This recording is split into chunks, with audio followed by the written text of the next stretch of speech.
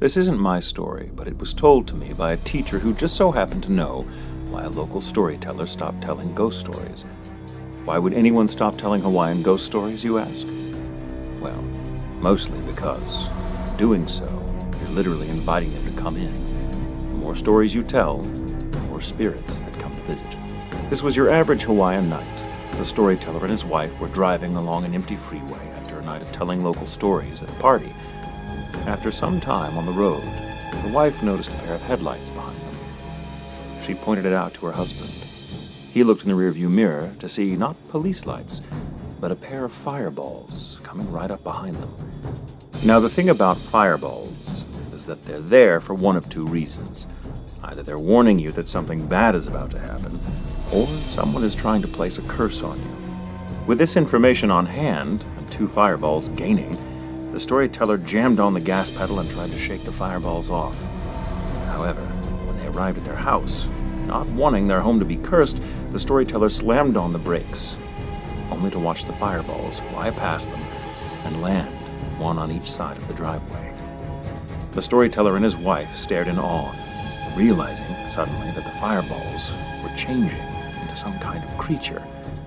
In the blink of an eye, the fireballs transformed into two massive white dogs guarding the driveway like stone guardians of a Chinese temple. White dogs in Hawaii are either protectors or demonic predators. Having no idea what else to do, the storyteller quickly zoomed up the driveway between them, parked the car, got out, and ran like hell for the house. When they looked out the window, there was no sign of the dogs or of anything burnt in the driveway. Were the fireballs really warning the storyteller of something? Were the dogs trying to protect him and his wife? Were they figments of their imagination after a long night of partying? Or maybe they just wanted to scare the storyteller for good fun. Point being, when telling ghost stories, be sure to tell them with the utmost respect, because who knows who or what might be listening in. Hi, I'm Jamie Markey. And I'm Michael Tatum, and this is Ghoul Intentions. Oh my god, it worked. That felt so much better. It did. That was good. We discussed this last time. And you feel better about it? I do feel better. I feel like I can get through my name without too much embarrassment if there's a goal in mind. Right. And if saying that and this is that's the goal, all you have to and say. This. Yeah, and yeah, this. and this. Then I guess and then I'm not in the limelight, which I thought you were gonna say, and this is Ghoul Intentions, but you paused.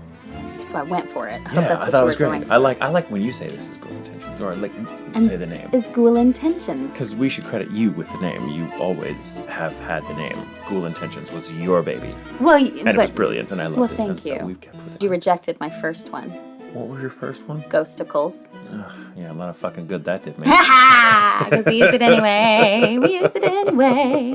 This is not a Ghosticles episode. No, this is Ghoul Intentions. And the title is what? It is An End to Journey Toward. It comes from... To journey toward. Yeah, an end to journey toward. Toward. Spell that. Toward. Toward. What, you wouldn't just say toward? Toward. No, like I wouldn't. Like an end to journey toward. Toward. Yeah. You're like putting it... You were saying toward. Toward. You were saying toward, like forward with a T. Like there was an or, like an or in there. So it's an end to journey toward, right? It's just that's the sound my mouth makes when I'm making a W. I'm just on the way. Toward. Now I can't even do it like you were doing it. You're probably saying it right, and I'm over here. Toward. An end to journey toward. Yeah, that's our... We're not sure how to pronounce it. There's going to be a lot of that in this episode. That's I just want our listeners to be aware. That's part of why we chose this. I am notorious for pronouncing things abysmally wrong. This is going to be great. Actually, this wasn't chosen because of that. It's actually from The Left Hand of Darkness, written by Ursula K. Le Guin. Le Guin, yeah. That's how I've always pronounced it. Right. It's probably wrong. We're just going to say that right now because we said it. It's probably Franklin. Yeah, right. Knowing me. The whole quote is, "It is good to have an end to journey toward, but it is the journey that matters in the end." I love The Left Hand of Darkness. Is one of my favorite sci-fi / fantasy, science fantasy. I mean, it's considered one of the best. It's great. Well, she was a remarkable a remarkable writer and a remarkable person. Yeah. She passed away not so long ago, actually, just Oh, recently. interesting. But you might know her as she was the creator of the Earthsea novels. Oh, of course, yeah, yes. and, The Earthsea novels. I am very well aware of those and have read them all cover to cover 2 to 3 times each. They're really wonderful, and shut up. I am not proud of not having read all. I'm just saying. The Earthsea books are considered some of the finest young adult fiction in the genre written ever, and with good reason. But she wrote a lot of she wrote for all ages. A lot of more adult-oriented stuff, like Left Hand of Darkness. And in Left Hand of Darkness, it's essentially the story of an ambassador from an advanced race, from some far-reaching planet or galaxy that comes to a planet that does not know about them, and so he's kind of easing them into the idea that, hey, there are other people out in the universe. And it's not Earth, it's another planet he's come to where the inhabitants, the dominant race, can change their gender at will. Oh. And so Le Guin is exploring the idea of how different a culture that would look. Like they have their own taboos and their own prejudices and their own, Right. it's not presented as an idealized society. It's a very realistic portrait of what that might look like. And the various religious strains of thought that have come out of that. It's really, really, really good. It was the first really thoughtful piece of science fiction I can remember reading. Oh. Along the lines of Dune, that kind of thing that really makes you think about what makes a world, what makes a culture, what makes a people who they are. And so I highly recommend it to anyone. But it's thick reading. Thick reading? Yeah, thick reading. It's All right. it's not what I would call a potboiler or a page turner. It is definitely one you sit down to read to kind of be awash in ideas rather than for the action. Okay, gotcha. But personally, I love those kind of books. Yeah. So yeah. Ursula Real Le quick Guin. before we get moving, who sent in that story? That story was sent in by Carolyn, who was from Hawaii, as you might be able to tell, and who I briefly met at QuaiCon, where I was just a couple weeks ago. You know, that whole thing I had to do where I had to go to Hawaii. Ugh, such a drag. She just looked away from me in utter disgust, I'm looking out the window right now. dreaming of various ways for me to fuck off. Look at all that traffic you could walk out into. There was a fair amount of traffic in Honolulu. That's where we were. But Carolyn came to the ghost story panel, the Ghoul Intentions Yeah, panel I did, right. where I invited people to come up on stage, and I guess she didn't have the chance to come up. I didn't pick her, sadly. I should have. That's a good story. But thank you for submitting your story anyway, because it right. was really, really cool. Yeah, I liked it. I enjoyed it. And we'll get into the tradition of Hawaiian ghost storytelling, because that's my subject That's this right. week. But we'll get to that. First is What's me. yours? Well, I went to a convention a couple of weeks ago too. And it was in Socorro, New Mexico. It's not Hawaii, I'm not gonna lie. But it's a cute little town in New Mexico, and I fucking love New Mexico. I don't know what it is. I do too. There's just something about it. I always feel like it's healing, or there's a reset button or something. And I have a friend who's like, it's the chemtrails. It's absolutely the chemtrails. I do not care. I like it anyway. And so I went. I love it too. I love the desert in general. Yeah, The New I don't Mexico know. deserts New are Mexico is just they're breathtaking. Yeah. So it was a small little convention, and there's the New Mexico. I'm going to say it here in a second. Oh, New Mexico Institute of Mining and Technology. It was on campus there. And it was crazy because they do a lot of mining, which means they do a lot of explosions. And so on one side of the mountain, they will do explosions. And so we're sitting there Friday evening, and we were above a weight room too, so people would drop weights and you'd kind of hear it and feel it, like that feeling. But then it would be like someone dropped a quadrillion pounds and the whole building would Someone's kind of maxing out. Right. And it was like, are those weights? What is going on? And finally someone was like, oh, those are probably the explosions. They're just on the other side of the mountain. And they happen all the time. And if you're in your dorm room, it will shake the windows and everything. And they were like, yeah, the freshmen are always really freaked out by it, but you get used to it. That's so funny. So they're just these bombs and explosions going off on the other side of the Kind mountain. of like living in Texas during tornado season. Yeah. You just get used to all the thunderstorms. Yeah, probably. I do love that about here. Like when anyone that's from out of state, especially from from the West Coast, they come here and they're like, "Oh my God, there's so much lightning." Oh my God! When we went to Kansas City, there was a thunderstorm that went through, and we were in this deli or something, restaurant something, and it was all glass on one side of it, and it was lightning and thundering, and it was shaking, and there were several people who are not from Oklahoma or northern Texas that were like, "What is happening? What is this stuff?" And I was like, "Guys, it's just a thunderstorm. It's fine. The barbecue'd still be on if this were back home. Yeah, like it's not that big of a deal." And then people from Kansas City would be like, "Oh, was it okay? Was it scary?" I'm like, "Nah, this just is home to me. It feels good." I remember I was at a convention years ago, and a tornado hit not even really close to where we were. It was just in the county, and so the sirens went off, and it was the middle of the night, so everyone in this resort hotel like was asked to go down into like the utility quarters because it was the safest place, and good for them for doing it. But it was a little bitty F1. And for those of you that don't know the Fujita scale, like the what scale? the Fujita. Fujita. Like I Vegeta, but Fujita. I heard Vegeta, and I was it's like, Vegeta. hold up. It's the Vegeta scale. No, that's a different scale altogether.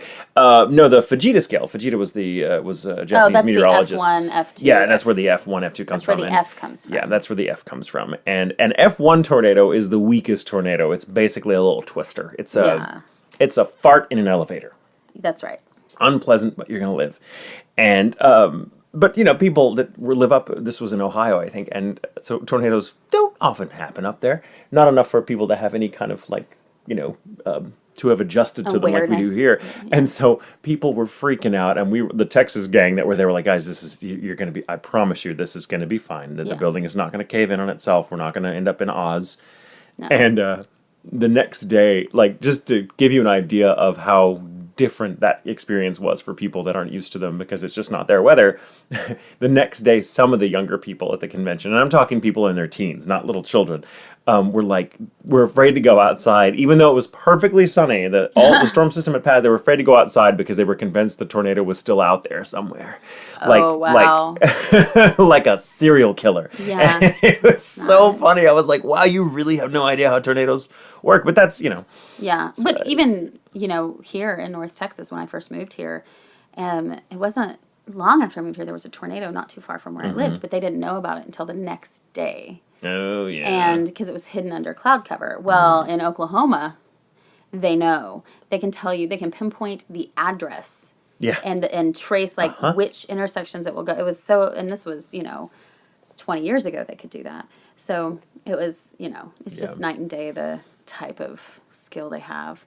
But in Socorro, it was just bombs. Just bombs. Just man-made weather, so to speak. Explosions, yes. Explosions and weights dropping on the floor. Right. And, of course, like anywhere I go, I'm like, what's the haunted stuff? And so I heard a few haunted stories and looked it up.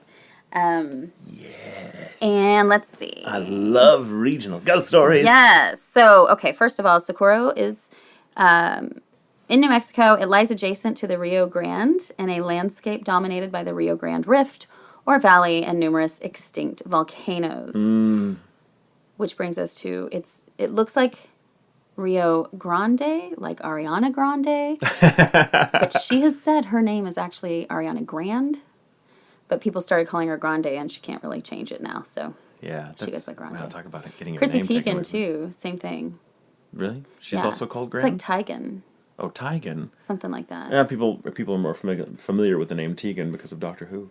Probably. Yeah, yeah, it's all Doctor Who related, I'm sure. I mean, that's where I know the name Teigen from. Yeah, right. The home, of course, to the New Mexico Institute of Mining and Technology. And there's a lot of mining in New Mexico with the volcanoes and the rift and all of that stuff. For those who don't know what the Rio Grande Rift is, it's basically the Rio Grande River and the Rio Grande River Valley. Tectonic plates shifted, created this river. It goes down through basically Colorado down to, I think, Chihuahua. I think you're right. I think yeah, that's about that where it sounds goes. right. Chihuahua in Mexico, in Mexico. not just some person's random dog. Yeah, but I'm sure it crosses the path of many a Chihuahua headed down there. The population in 2012 was just over 8,900. It's 75 miles south of Albuquerque and 146 miles north of Las Cruces, which is my favorite New Mexico city. Why is that?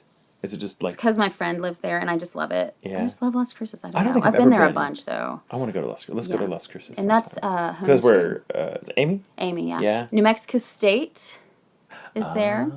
They have a really great creative media institute there. Let's go. Let's go sometime. And we should, absolutely. And then not too far, like in between Las Cruces and Socorro, is Truth or Consequences, Oh. which is a city that is absolutely named after the show Truth or Consequences. Yeah. But it's great. You go there for like the spas or like the meth. That's really your options. The spas or the meth. Or you could do both. Or you could do both. I mean, it's your vacation. It's your vacation. But they have hot springs there and hot mineral springs. Oh, yeah. And massages that are completely reasonably priced. And you can do Airbnbs for cheap. You can have a cheap spa vacation there. I highly recommend it to everyone. Truth or Consequences. I love it. Oh we went down on Saturday after the convention. It was about an hour away. We drove to it just to soak for an hour and then drove back, and it was totally fucking worth it. But the best time. So I like that. I like Truth or Consequences. That's probably that might be my first favorite because of the spa stuff. And then Santa Fe, of course. I love Santa Fe. I do love Santa Fe. Yeah. But I mean, I'm not shitting on any other cities in Mexico. I love them all. Yeah. Spots. It's great. Okay. So, I got the majority of my information about the ghosts of Socorro from a local historian, Paul Hardin, in an article he wrote called Haunted Socorro, which was originally published in El Defensor Chieftain newspaper. He got first-hand accounts from many of the locals, so here are a few of the haunted locations and local ghost stories of Socorro, New Mexico. Yes. There is Valverde Steakhouse. Don't go there. It's no longer open. You can't go there. Okay. You cannot. After sitting idle for many years, the restaurant in the Valverde Hotel was completely renovated in 1984. The new Valverde Steakhouse quickly became a favorite fine dining establishment in Socorro. One autumn evening, a few months after their opening debut, the restaurant closed as usual at 9 p.m. Something to keep note of is every restaurant closes, even on the weekends, at 9 p.m. in Socorro. So there might be a bar that's open. Till 10. Yeah, they won't serve food. But the restaurants, it's like you better get there by 9 or you're SOL. Damn. Yeah, stores close, everything. It's pretty... Yeah, it's... Typical small town, right? yeah. Like any restaurant, the crew still had an hour or more of work to clean the kitchen after it was closed, wash the pots and pans, and ready the restaurant for the next day's service. Side note, this is when all the shit happens in restaurants. Before opening and after, usually. And after closing, yeah. Earlier that evening... Before opening and after opening. So all the time. That's not what I meant at all. Earlier that evening, a delivery truck stacked boxes of food and supplies at the rear kitchen door. Following the kitchen cleanup, these boxes had to be carried down to the basement for storage. Fuck a basement. The chef and his prep cook carried an armload of boxes down to the basement, then back up to the kitchen for another load. As the chef made his last trip, he lost track of where his prep cook was. Before turning off the lights, he looked down the narrow staircase to see if he was still in the basement. Instead, he saw an older man dressed in a suit and half-shaven, standing at the bottom of the stairs. Thinking his helper was playing a joke on him, he shouted, "What are you doing?" "Just finishing up over here," he heard his prep cook reply from the kitchen. Noticing, yeah. I don't know what that sound was. It was abject horror. It was something between an and a Right. I liked it. It was good. Noticing his chef suddenly frozen in fear, the prep cook joined him at the stairs to see what the chef was looking at. He also saw the elderly half-shaved gentleman at the foot of the stairs looking up at them. Half-shaved? Half-shaved. That's weird. Yeah. The two men exchanged glances. When they looked back to the basement, the old man was gone. Without turning off the lights, the two shaken men ran out of the kitchen and tried to explain what they had seen to the rest of the crew. Their co-workers cautiously entered the kitchen and looked down the basement stairs. However, there was nothing to see. The stairway lights had somehow turned off, displaying only a pitch-dark basement. This was not the last time the half-shaved man was seen. Over the years, one worker or another would see the elderly gentleman whose face was shaved on one side and bearded on the other. Sometimes he was seen in the basement, other times in the dining room after hours, or entering the men's room. While the owners of the restaurant never saw the man, they did see the flushed faces of their workers after a haunting encounter. Oof. Some believe he may be the original owner of the Valverde Hotel, or perhaps someone who had died suddenly in the building years before. While maybe getting a shave. Maybe. There's another theory, and we'll get there in just a second. Okay. In 1990, the Valverde Steakhouse was sold. Their new owners operated the steakhouse for the next 13 years. It did not take long before the new owners began to hear stories from their workers of strange sightings, hearing footsteps in the vacant halls, or water pitchers and chinaware flying off the banquet tables. Many of these incidences seemed confined to the rear private banquet room and hallway. Even customers would occasionally report hearing someone in the lavatory rooms when nobody was there or other strange sounds. Others simply reported they felt they were being watched. Unfortunately, the Valverde Steakhouse is no longer open, as I said. That being watched thing, too, you never know if that's an effect of plumbing or, some sort of EMF frequency. Yeah, because there's all sorts of natural phenomenon that can cause that paranoia. They've actually done a lot of studies on that, and certain. Very recently, actually, there was a paper in the past decade, I think, written on the effect of living too close to power lines. Yeah. And the effect it had on certain anxiety-inducing, not hallucinations, but feelings of being watched or of something bad about to happen. That can be caused by being too close to an electromagnetic field of a certain intensity. Normally won't make you see a half-shaved. No, it doesn't usually do that. Doesn't? No. It's very rare for those things to actually cause hallucinations. Right.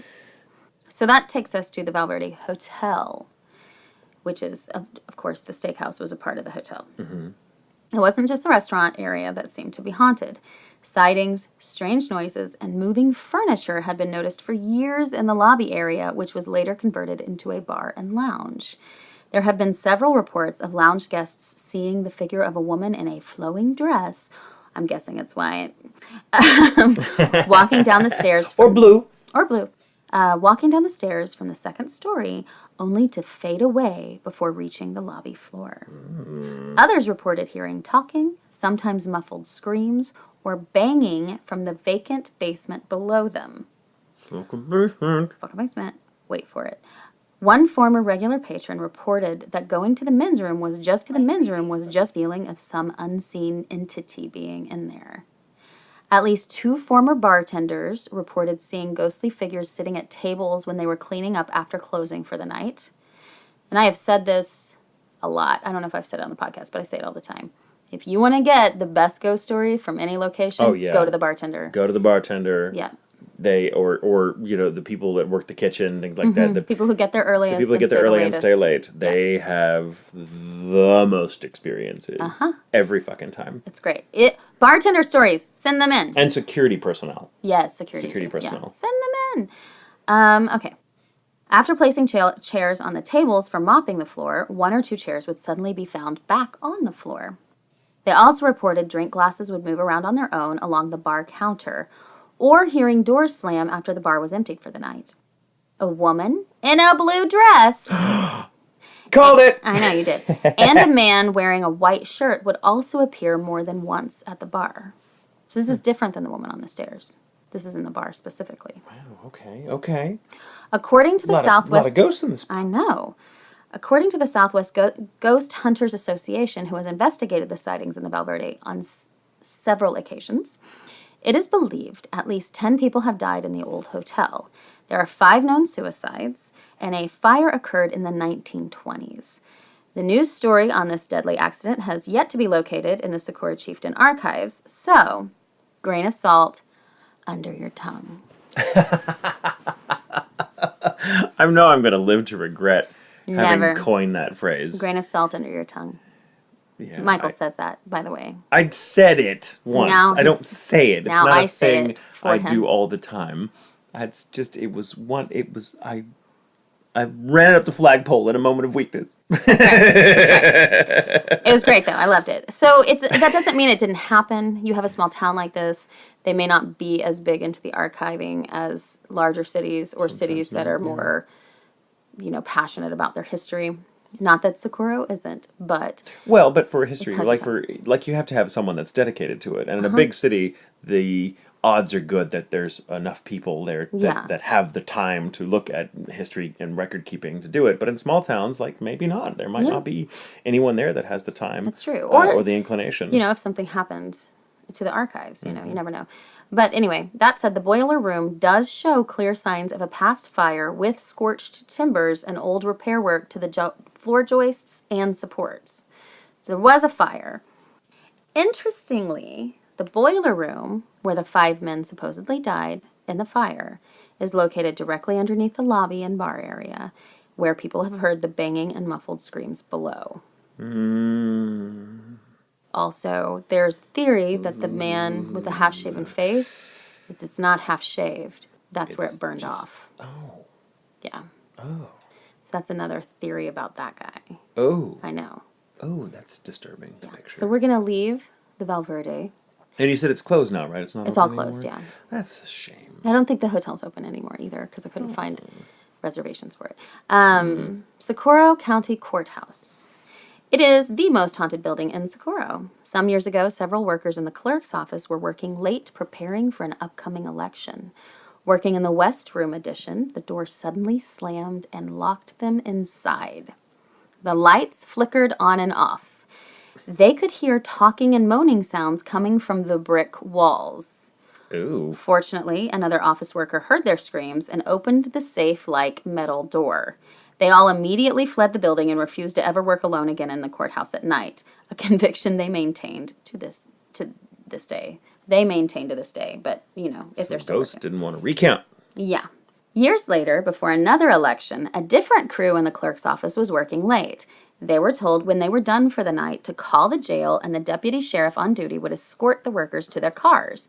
As they were preparing to leave for the night, they heard footsteps echoing towards them, down the pitch dark hallway from the jail. You say it like that? Towards. It's just towards. Towards. You're like... There's an O in there. Yeah, but it's towards. Like the O is No, just I kind of emphasized the elided. first That's part. how I was... Towards. Towards. It's Towards. towards. It sounds Towards. like... That's what I say. You're saying towards, and I've never heard it like that. Towards. Towards. Well, see, that's Towards. see, now you're saying it like I say it, but that's No, not how you're you saying listen. towards. Yeah, that's because towards. Towards. The Towards. O's just elided, so it's just But you're towards. emphasizing the words, not the toe. Yeah, that's how I've always said it. Towards. Towards. Anyway. Towards. Anyway. Cool whip. Cool whip. As they were preparing to leave for the night, they heard footsteps echoing towards them down the Now pitch. you're just doing it to be antagonistic. Listen to my story. I'm listening. I just can't. I keep harping on the word. Sorry. They heard footsteps echoing in their direction down the pitch dark hallway from the jail. They assumed it was one of the deputies, but then the footsteps stopped. There was nobody there. The frightened workers dashed for the front doors of the courthouse. When they reached the entrance, the front doors opened for them, presumably by the deputy sheriff. As they flew out of the building, the doors closed behind them, but again, there was nobody there and no sheriff. Before the days of computers, it often took many late hours in the treasurer's office to keep the ledger books up to date. The employees would use a blender for making enchiladas or burritos for something to eat. One night, they had made enchiladas in the break room. Upon returning to the treasurer's office, they heard the blender turn on, then off, then back on again. Cautiously, they re-entered the break room. Nobody was there, but their food, plates, and tortillas had been scattered in disarray. This happened on several occasions. There are also reports of ledger books flying out of the shelves to crash on the floor, papers suddenly blowing off the desks, and the elevator running between floors for no reason at all, and nobody there. One of the court clerks working late on the second floor heard the elevator rise to the second floor, the doors open and heard two people talking as they walked down the hall. Ooh. The only problem was, as they walked past her open office door, nobody was there. Yet their voices and footsteps continued until they entered the courtroom. Oof. Gaining her nerve, she walked to the courtroom. The doors were locked, the lights were off, yet voices were heard inside the courtroom. No. Reports of the elevator starting by itself, the doors opening, and nobody there is a common experience in the courthouse at night that has been reported for years. But since it's at night, it's probably clear that nobody was there to push the call button. So I wonder if it moves around during the day as well, but nobody pays attention to it. Yeah. You know? All right. That's weird. It's weird. You gotta wonder if like ghosts do their stuff at night because it stands out more. Right. Like they're like, oh, if I do this in a day, no one's gonna think it's a ghost. Or maybe it's all happening at all times, but maybe. they're right. Nobody notices. Or it's like the spectral reminiscent of some shady after hours deal that was going on. Yeah. That's Or, in my movie. yeah. In the movie I'm writing in my head right now. Maybe they just need to get someone out to repair the elevator, too. I mean, there's no telling. Maybe there's someone there still trying to do just that, and no one knows Dun, they're dun, stuck. dun. Okay, a worker in the assessor's office had to retrieve some records from the basement. Here we go.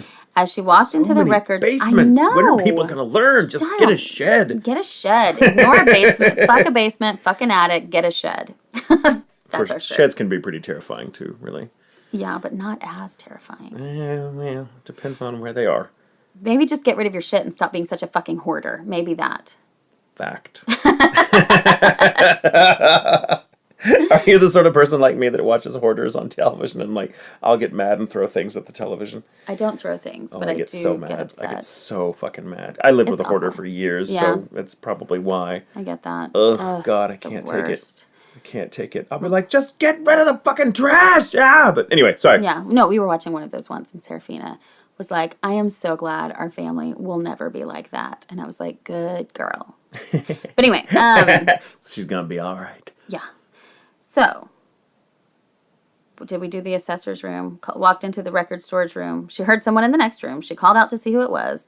There was no answer. She nervously gathered the records she needed, but continued to hear someone else move books from the shelves only feet away. Walking over to the area, there was nobody there. On another occasion, a clerk was in the basement when she heard... Did I say that? Is this a different basement one? I think it's a different basement. Oh, no, yeah, this is a different basement. Okay. More basements. Another Goddamn. occasion, a clerk was in the basement when she heard footsteps coming down the stairs and walk into the record room across the hall, which is where the previous one took place. The sound of ledger books being pulled off the shelves and slamming onto the floor followed. Rushing across the hall, assuming someone needed help, she found nobody in the room except a stack of ledger books lying amiss on the floor. There are many similar stories in the courthouse basement, of course. Many employees report areas that get very cold or sudden blasts of cold air with the feeling someone is behind you.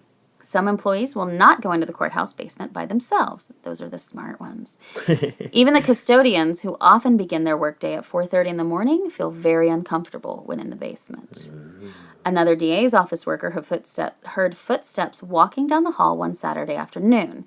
He saw the faint outline of a man as he walked past his office. Not sure what he saw, he walked out into the hall and watched the fuzzy shape of a very tall man wearing an old-fashioned black suit, kind of like an undertaker, exit through the east doors. Looking through his office windows, he watched the indistinct figure enter the small courtyard area on the east side of the courthouse and sit down on the bench. The figure turned around and stared at the worker for a moment, then disappeared. Apparently, others have seen this undertaker figure in the courtyard as well. Moving on to the county jail. Oh. Strange occurrences have also been reported in the jail area. One evening, a female detention worker felt someone grab her by the neck. When she turned around to see who was taunting her, nobody was there. She then started to feel a burning sensation on her neck. Later, her coworkers noticed a mark on her neck that clearly looked like a rope burn. On another occasion, the sheriff was spending the night in the jail office, which was common at the time, and he was jolted from his sleep by both ankles being grabbed by some unseen force. No. Even recently, two detention workers witnessed a computer mysteriously turn on, the unmistakable sound of a mouse clicking, and an internet browser suddenly appearing on the screen. And there was no one else in the office. Either someone's... Ghost gotta ask Jeeves, too. That's right. Or you've been hacked. By a ghost hacker. Ghost. Or by just like a hacker. Maybe. Unlike the Valverde Hotel, there are no known murders, suicides, executions, or unexpected deaths that have occurred in the courthouse. The exceptions are just a few deaths in the county jail over the years due to overdose or health problems. For those who have crossed paths with these haunting courthouse spirits, it seems a complete mystery. However, Yes? the current courthouse is built on top of two previous courthouses. The first territorial courthouse, a two-story adobe structure, was built around 1850. It was raised for the second Socorro County Courthouse built in 1884, and that building was not taken down for the newest one until 1939. Both of these previous courthouses had a jail and hanging scaffolds used for executions. The clerk's office, sheriff's office, and detention center now lie over the old hanging scaffold areas of these two former courthouses. Ooh. So it seems... There's more history there than they thought. Oh, I just knocked over my water. Oh, it scared me. It's very loud. Okay. It's an explosion! There is the... we'll see how I say this. El Torreon? Torreon? I don't know. Neighborhood. It's a neighborhood. Toblerone. Torreon. Torreon? Sure. Across the street from the courthouse to the west are several old Socorro houses. On the corner of Park and McCutcheon Streets is one of Socorro's oldest known homes, El Torreon. Sure. I thought you said gnome homes, and I was oldest like... known homes. No, okay. It ties into our last one. The center of the structure was built nearly 200 years ago. Today, the house is used for apartments. Past tenants have reported strange phenomenon, as hearing dishes rattle in the kitchen, lights unexpectedly turning on or off, and a darkened figure floating in front of the television. Ooh. On the corner of Park and Church Streets is the Joseph Smith House, where Socorro's famous photographer, pharmacist, and businessman first lived. That house is also used for apartments, with similar reports of rattling dishes, footsteps in the night, and even the sounds of horses and wagons passing by as if a century ago. Before Joseph Smith purchased El Torreon to expand his home and photo studio, the Lone Star Saloon stood just to the west on Church Street. I love that the saloon was on Church Street. Around midnight on September 20th, 1880, two drunk cowboys started shooting their guns into the darkness.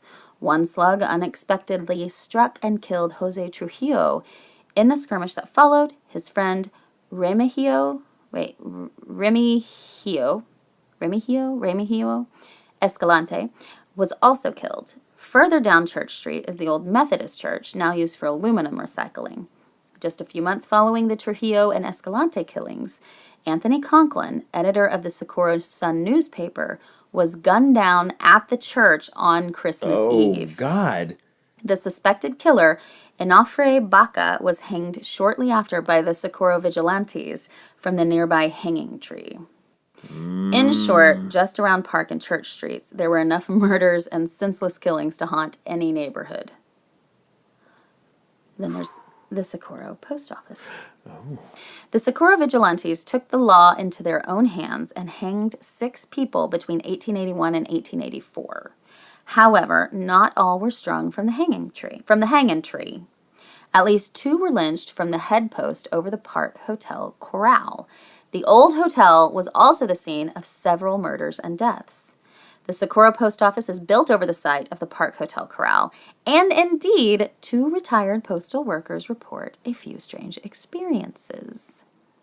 On several occasions, when locking up the post office at 6 p.m., people have been heard in the corridor by the postal boxes, as if accidentally locked in. Entering the corridor, no one was ever seen. Another said now and again, he would hear the sound of a lockbox being opened and footsteps leaving the building, even though the front door was locked. He was always too afraid to look in the hallway to see who was able to walk through the walls and disappear into the night, though. Right. Postal workers arrived before sunrise to begin sorting the mail. On various occasions, footsteps and muffled talking could be heard in the building, followed by the strong smell of kerosene lamps. Even during the day, some former clerks reported the sense of someone standing behind them while helping customers at the counter. I don't like that. Micromanaging. I know. Get off my ass. The nearby Socorro fire station, also hugging the old Park Hotel, has similar stories. Ooh, Finally, this whole town is haunted. I know, Reservoir Road. Reservoir Road. A longtime resident of Reservoir Road sits in her living room, using the light from the front windows to sew. Suddenly, a shadow passes by the window. The room gets cold, and she has the feeling someone else is in the room. There never is. At other times, she hears footsteps in the kitchen or in the hallway. She's accepted these intrusions, not necessarily frightened, as she is curious as to who the spirit might be. Not far away, another homeowner reports similar events. Years ago, he explained he and his neighbors would hear the sounds of wagons and men as if on a march. His father told him many of the old-timers talked of hearing the unseen wagons as well. In 1862, following the battle at Valverde, the wounded Confederate soldiers were left in Socorro for medical care in a makeshift hospital. 27 of these Southern soldiers died in Socorro. Of course, this was all before the days of anesthesia, and it is said one officer committed suicide rather than endure the pain. Oof. The most likely location of the graves of these soldiers appears to be between the city cemetery, which the Confederates were not allowed to be buried in because they were Catholic, Oh. and Reservoir Road along Peralta Street. Cries from unseen men can be heard from that area. And I lied, there was actually one more. It was another road one, so that's what got me. It's a Highway 60 house. Oh, okay. Quite a while ago, a Socorro man bought a fixer-upper house in West Socorro. The house required considerable repair, which he worked on nights after work. Shortly before buying the home, a terrible accident on nearby US 60 claimed 3 lives. It didn't take long working at night to realize something wasn't quite right with the house. It began one night while replacing the plumbing under the kitchen sink. The front door opened, and he heard footsteps leading into the kitchen. He called out to see who it was. There was no answer. Crawling out from under the sink, nobody was found in the house. Night after night, he would hear footsteps and the muffled sounds of talking, usually followed by a loud thud from the back bedroom that would sometimes shake the house. Inspection of the bedroom revealed nothing except a caved-in section of wall by the attic door when he bought the house. The man reasoned that lost spirits from the nearby car wreck were haunting his house. He finally approached the priest about the matter, who agreed. The priest visited the house and performed a religious ritual to help the spirits of the dead let it go. Let go. I just automatically said let it go. I couldn't help myself. It just happened. I don't know. That's disturbing. Anyway, he was like, get out. Go. Let go. After that, nothing further was experienced. Sometime later, however, the owner of the house was talking to a former sheriff of Socorro County who just happened to mention he had responded to a suicide in that house years before. The man had crawled into the attic, tied one end of the rope around his neck and the other end to a rafter. He hanged himself by jumping through the attic door, snapping his neck instantly. His body slammed against the wall, caving in the drywall, the damage to the wall the owner had previously noticed. Curious about the story, he opened the attic door to look around. He found the hangman's noose and rope still tied to the rafter. So that's a few haunted stories from my travel to Socorro. I know. I want to go there now. I know, And see all the basements. No. Yeah. Like, look, Yeah. oh, look. I mean, it was basement. And so there's a lesson there. Don't have a basement. So much storage, though. It's really hard to... Yeah, you can store all the ghosts there in your basement. Yeah. It's cool. I know, that's what you want. That's what you're into. Let's take a quick pee break. All and right. then I will tell you and my then it's your turn. stories. Okay. All right, so it's your turn. Yes. And you're doing... These stories likewise are inspired by my travels recently to Honolulu, Hawaii. Yes. Now, I've been to Hawaii, I've been to Honolulu specifically 3 times now, and pretty much every time I go, it's Honolulu, Waikiki, Oahu, that area. And Hawaii area? Yeah, Okay. but I've been to the Big Island once, Okay. and seen one of the landmarks that will come up in this little smattering of tale. What's This the name of the Big Island? smorgasbord. The Big Island is Hawaii. Hawaii. Yeah, Oh. but they just call it the Big Island. It's so Okay. the whole little enclave of islands is called Hawaii, but it's named for the Big Island with a big volcano on it that's still active, by the way. Yeah. And you can, yeah, oof, it's really cool. Unless it, erupts and then you're fucked. But Right. in the meantime, so a couple of these come from people I spoke to while I was there, collecting ghost stories. But a lot of them come from this gentleman named Glenn Grant, who is fairly well known in Hawaii for being like the sort of premier collector of ghost stories. Is he the guy in the book that I sent Yes, you? Okay, yes, so there was and I bought that very book while I was nice. there. They had it on the shelves at the Yeah. local bookstore, and I was like, yoink!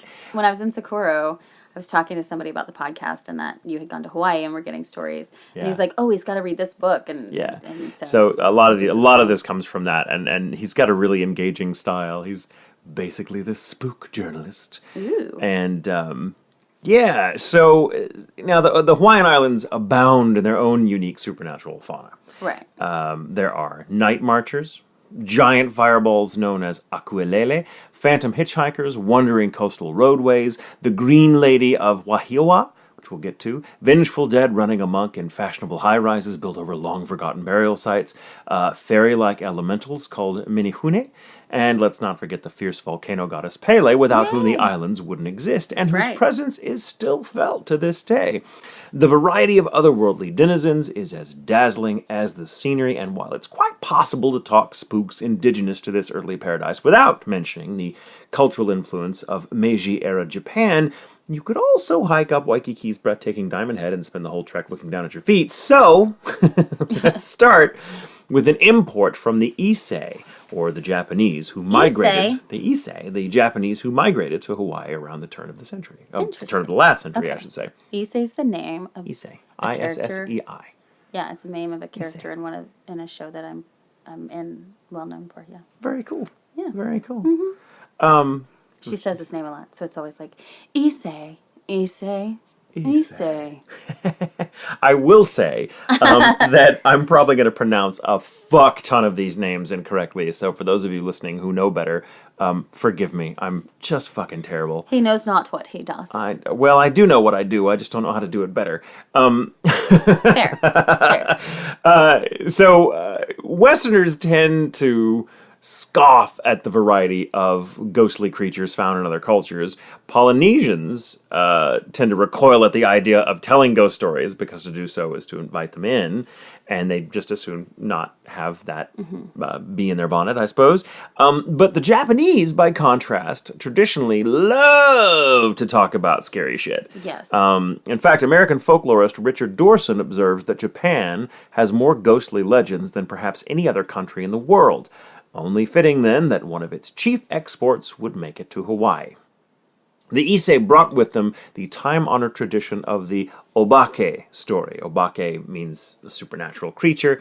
A tale told, an obake story is a tale told on warm summer nights to cool off listeners by way of chills down the spine, also known as chicken skin stories. I don't like it. We talked about this. I don't like chicken skin. I like goosebumps. Chicken skin is gross. I think chicken skin is just, it's very, I mean, Goosebumps, yeah, I like chicken skin.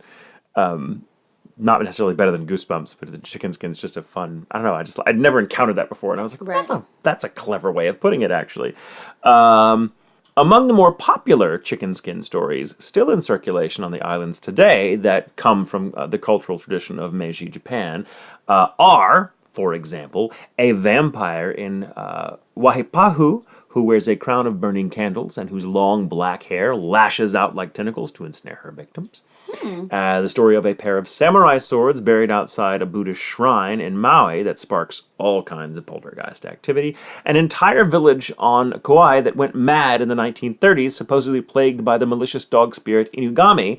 The list just goes on and on and on. But, for my money, I want to focus on my personal favorite, the haunted Wahiala, I'm going to fucking say this wrong, Waialahe Drive-In Theater. The Haunted Drive-In Theater. The Wahala, it's spelled Waiala. How many drive-in theaters are there? Well, it doesn't exist anymore, but in 1956, at the height of the drive-in craze, several patrons of the Wahale Theater, named for the road it's on, or was on rather, crossed paths with a terrifying spirit known in Japanese folklore as the Mujina. Most accounts agree the first most harrowing encounter was the night a young woman in the ladies' room noticed another woman brushing her hair over the sink. It was around midnight, so it goes. Our heroine had popped into the bathroom to touch up her face. Moments before seeing her mysterious companions, she'd been alone, so she thought. Where had this slight, bedraggled woman with long raven black hair come from all of a sudden? And why was her head bent down in such a way as she brushed so as to obscure her face from view, even in the mirror? Thinking something seemed off. She came from hell! Well, you're not. Or the basement. You're wrong. Thinking something seemed off, the young woman approached. The other abruptly turned to face her. Well, face isn't quite the right word. No! She had none.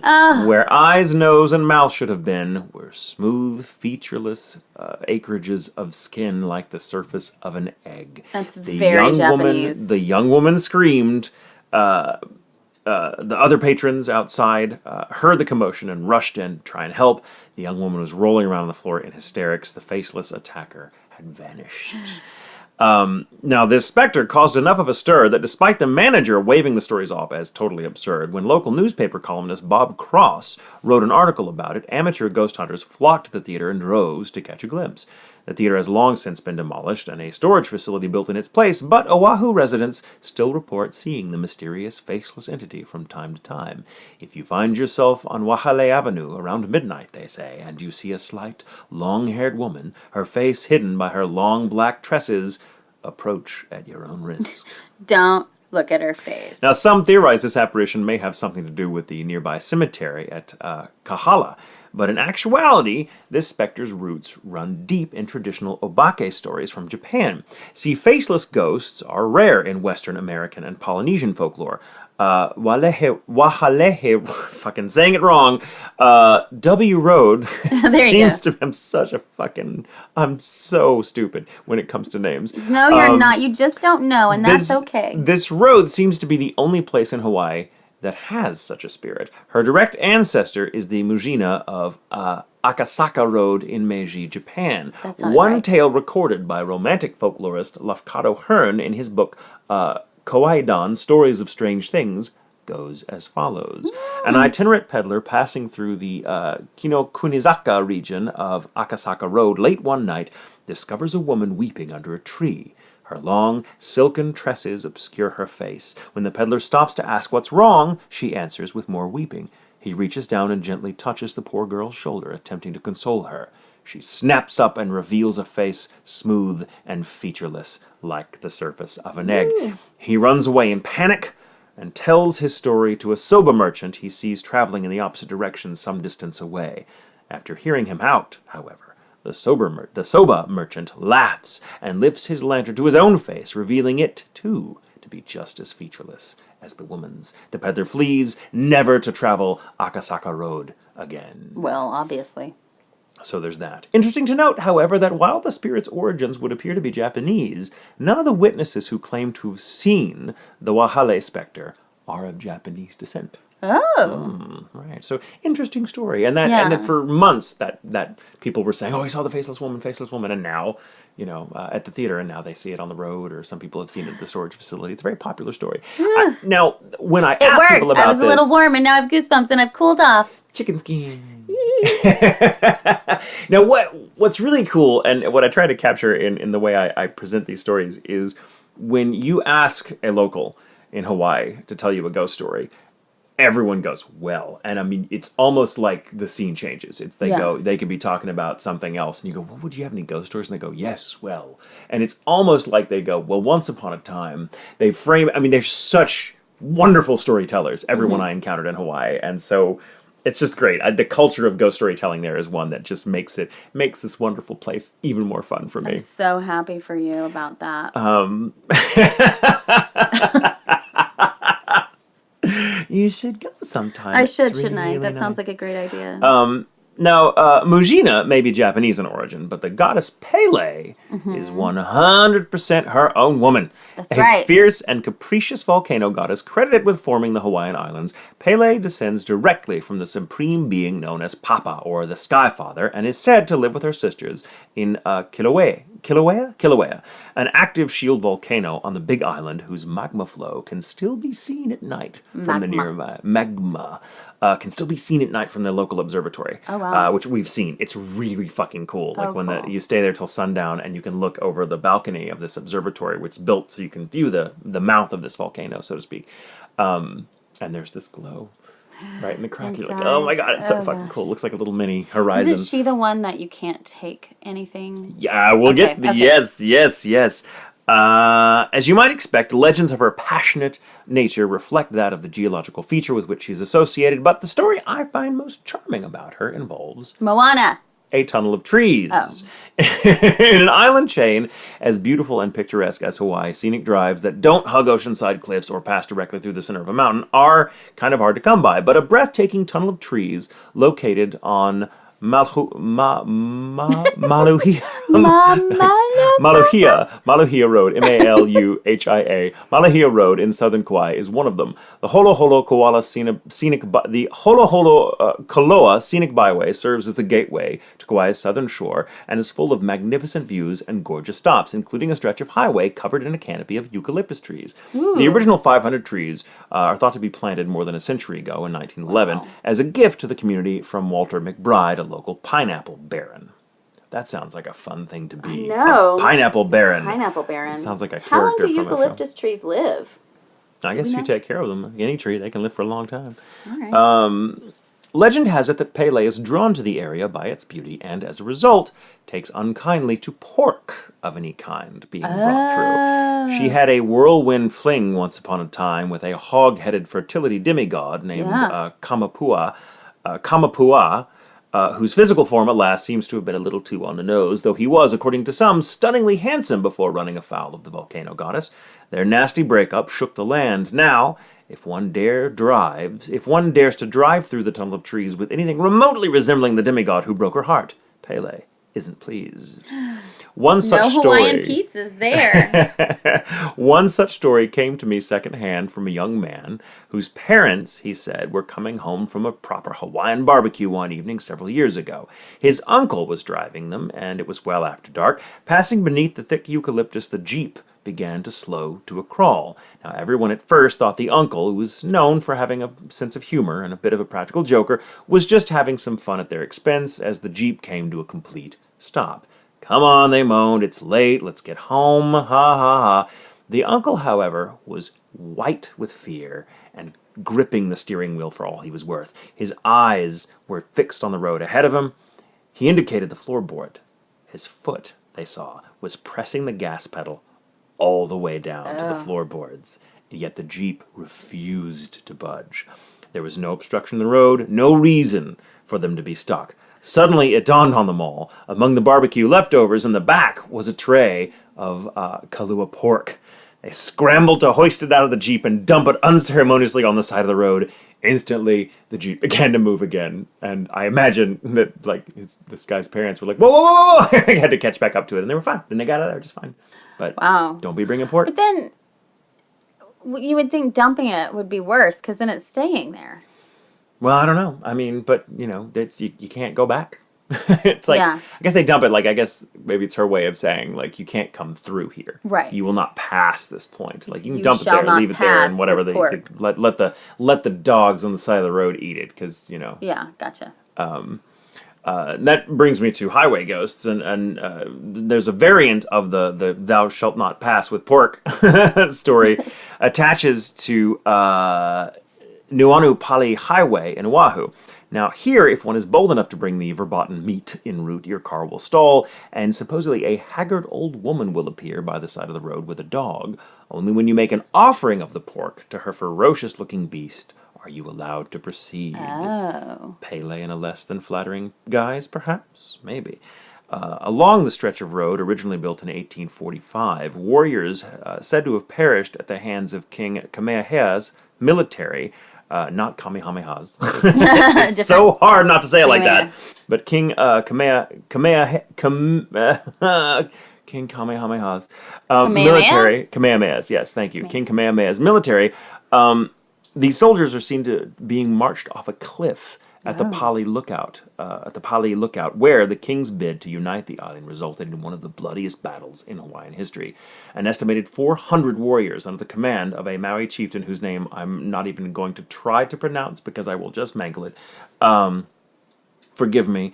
Died in that battle, and to this day, witnesses see the doomed company wandering the roadside or plummeting over the cliff on quiet, moonlit nights.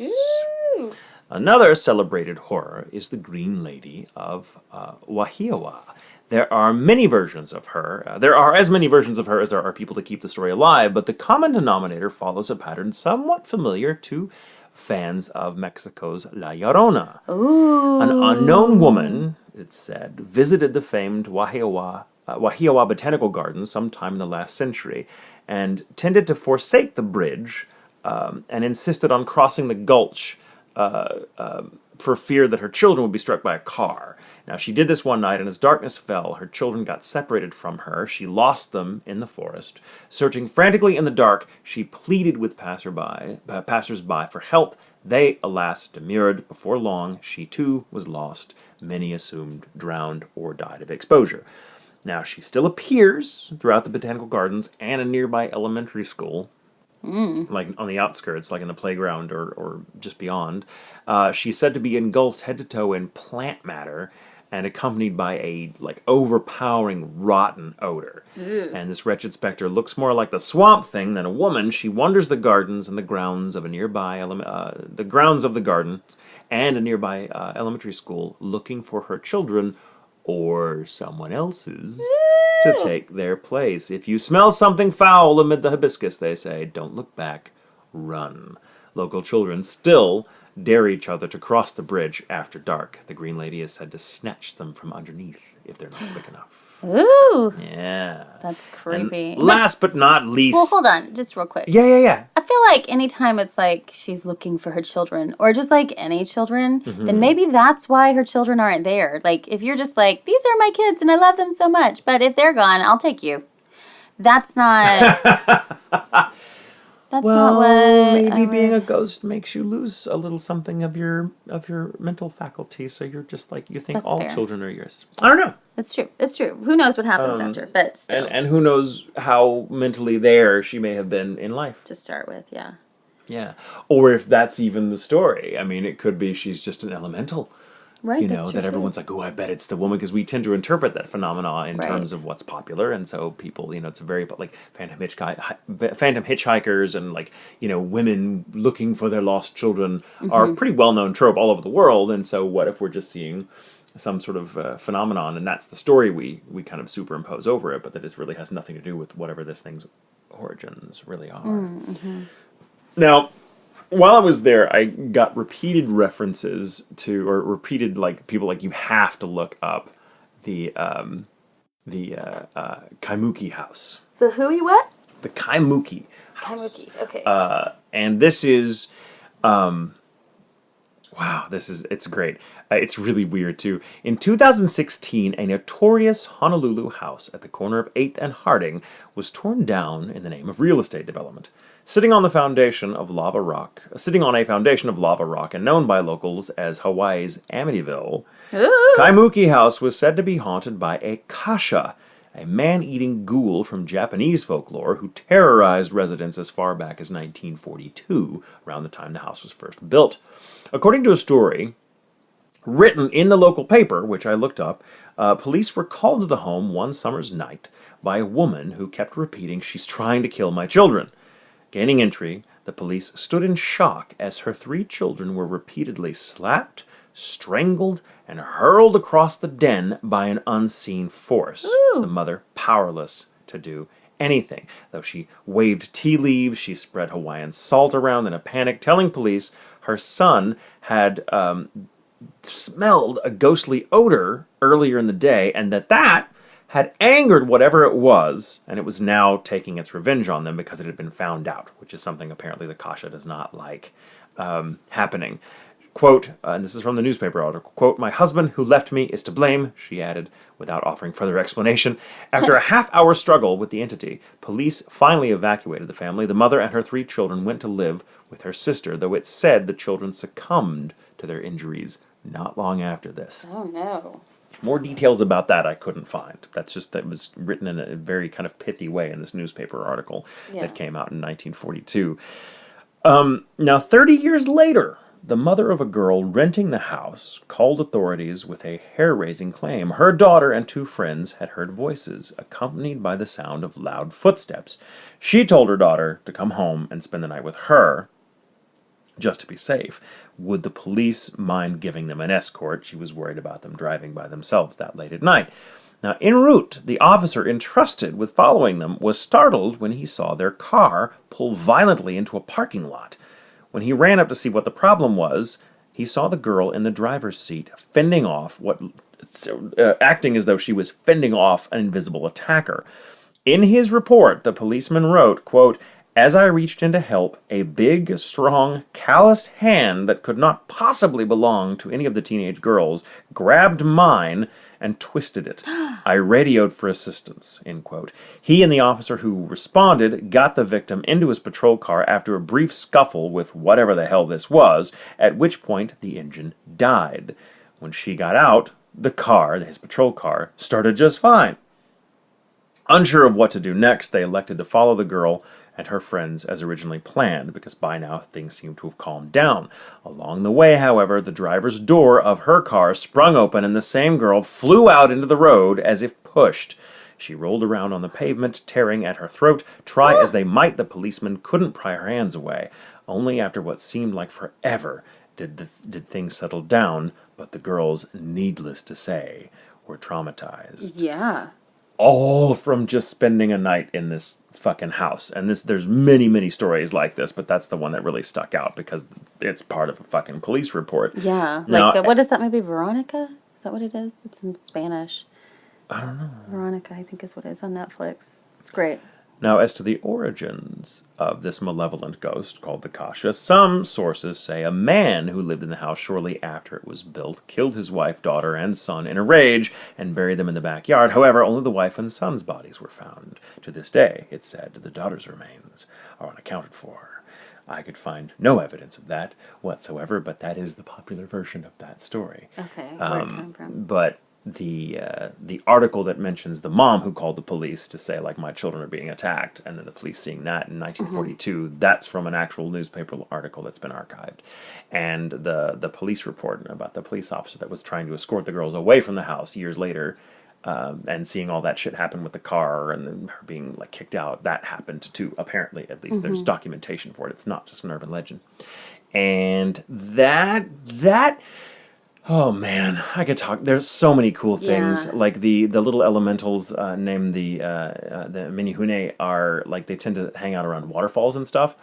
And the guy that I spent a lot of time with when I was in Hawaii told me, like, yeah, I knew someone that was walking the trails, and he didn't. They always tell you to watch where you're going. Don't leave the path, because if you leave the path, you can run afoul of these little creatures who are basically invisible little gnomes or whatever, something like that. That don't take kindly to us people being in their territory. Right. And he said his friend, or it might have been a cousin, stepped on something and he heard a little squeal and he looked down and there was nothing there, and he's like, okay, whatever, something must have run off. And he said, and there was nothing had punctured his foot or anything like that. He hadn't stepped on anything that hurt him, but later that day his foot swole to like 3 times its size. And like the doctors were like, we'll try this, and nothing worked, and they couldn't figure out what was done. And so like only when he went to a shaman and they like put salt and shit on there and like did a little prayer and said, yeah, you've got to go back to the path and like say you're sorry and whatever, and like make an offering. They do that his foot foot swell. That's what's so cool about all these stories, that like a lot of them, they kind of have the tone and the sort of the feeling of a classic, like almost mythical ghost story, but they tell them like that it happened a few weeks ago or just a few years ago, and it's like it's kind of cool. So it's like these storytellers still kind of they've managed, Hawaiian ghost storytellers managed to take sort of the mythological past and the present and dovetail them really, really nicely. It makes me wonder too if like it's kind of, you know, like American Gods, right? Like the more that a culture believes in something, the more likely that thing, the more power it has. Yeah. So considering so many people have ghost stories and so many people just believe it's just a part of culture, then it would make sense that all of these creatures have a little more power because they have the belief behind them. There's just something they like we've talked about it before, tulpas, that can come into existence just because people kind of think them intensely into existence, and that can happen accidentally. There's this has nothing to do with Hawaii, but it just made me think about this. There's a story about a house in New York that was lived in by a very famous writer whose name I cannot fucking remember. It was commercially one of the most successful writers who've ever lived, and who wrote like something like 60 books. Oh, wow. And that were very, very popular. And I cannot think of his name. I could look it up, but not the point. But his house, this guy was very active in like the first part of the 20th century. And when he died, his house changed hands, and like people rented it and became apartments, whatever. People insisted on seeing this dark figure in a cloak and a big floppy hat with a wide brim and like a kind of not a mask but like a bandana over this person's mouth, and they would see this specter and be like, what? They would have all kinds of like theories about, what, did someone die here? And there was people dug into the history of the house. There was nothing in the house's history to explain what who this ghost was or what it might be. It didn't look like the writer, didn't look anything, but it did just happen to look like that writer's most notable creation, The Shadow. Oh. And so the thinking is like, people just kind of like maybe the power of that writer's imagination or literally broke the fourth wall. Or maybe the writer saw it and wrote a story about it. Maybe. But he wrote a lot of memoirs, and he never mentioned that. And there's, again, nothing to explain prior to this man writing about it. There's nothing to explain what it could be. So, weird. But isn't that interesting how we can think things into existence? Absolutely. Perhaps. And I'm telling you, and as over the top as some of these stories may seem, man, when you're up there, when you're hiking through the wilderness or you see a waterfall and you're in that natural beauty, man, it is easy to be like, I'm not going to leave the path. I'm going to stay. Yeah. Well, and it's kind of the same thing with New Mexico. There's just an energy there. And in some areas you can feel it more than you can in different areas. But it's like, it's electric. Yeah. Even, yeah. Yeah. So cool. Yeah. Thank you, Michael. Thank you. I could do a whole other episode on Hawaiian ghost stories. Yeah. I just wanted to pick like a 5 or 6 that were really kind of a nice range. They were good. I'm glad modern, I sent you. I ordered you to bring me back ghost stories, and you did. And Yay. they were good. Thank you. Yay. All right. Thank you. And thank you everybody for listening to Ghoul Intentions. Ghoul Intentions. Do the things. Do the Do reviews. all the things, Go to the you know. ghoulintentions.com. Get your shirts. Take pictures. Submit stories. Follow the tweets and the all the Instas things. and the Write us Facebooks. reviews. Give the good reviews. Yeah, 5 good reviews. stars. All the good things. And is there a quote? Do we oh, have there is a for quote. me? Yeah. We almost forgot the quote. I didn't forget. I was trying to remember all this other stuff that I always forget. And remember. And remember, it's time for a quote. Okay, are you ready? Yes, I'm feeling confident. Competent. Is that what you said? I'm feeling competent? Sure. All right. A boy's best friend is his mother. Psycho. Yes! Yeah. 2 in a row! Ooh, 2 in a row. It's never going to happen again. Never going to happen Yeah, again. because I'm going to make them harder. But yes. To be fair, the past 2 have been really easy. Well, maybe. I didn't know. I don't know. A boy's best friend is his mother is, of course, Anthony Perkins from Psycho. Norman Bates. Ooh. There's a lot of... I feel bad for people with the last name Bates because there's a lot of shit that happens with those people. People with the last name Bates. It's also just, kids are cruel, and you're in school and you have the last name Bates, and they're going to make a masturbation joke out of your name every chance they get. Yeah, that's true too. I got lucky. People just call me potato things because Tatum sounds like tater. They would sing Jamie Got a Gun instead of Janie Got a Gun, Aerosmith. Yeah. Yeah, that's what happened to me. Jamie got a... It's not an insult. That's giving you kind of a threatening quality. I know, and Like- it only made me mad because it wasn't really Jamie. I wanted songs with Jamie in them. Yeah. They weren't. It was such a bummer. But okay, thank you guys again. Thanks for listening, and again, I apologize for mangling most of the words. Same. In mine, I'm terrible. We do our best, you guys. We're It's trying hard. so We're really hard. hard. I know. I'm so bad at pronouncing things. So you're doing great. Because I'm a doing reader. great, sweetie. And I read a lot, and I just don't encounter people that say the words out loud very often. Right? And I'm like, oh, And then when they do say tour words, you make fun of them. Because I've never heard it like that, but now I'm going to say it all the time. And Tour words. towards. Towards. I just say it. I guess in my head, You do it T sounds like it's T apostrophe yeah, W. Yeah. towards. Towards. No, I do not ignore that O. It's important. That is an important vowel. But anyway. We're going to look it up in a second and hear what Google has to say. Yes, we are. You're probably going to be right. Probably. I may be right too, though. Sometimes we're both right. That Often has we're happened. both right. Often we're both right. That's true. Because, we are. You know what we're Fairly both right about? To remember, it's okay to sleep with the lights on.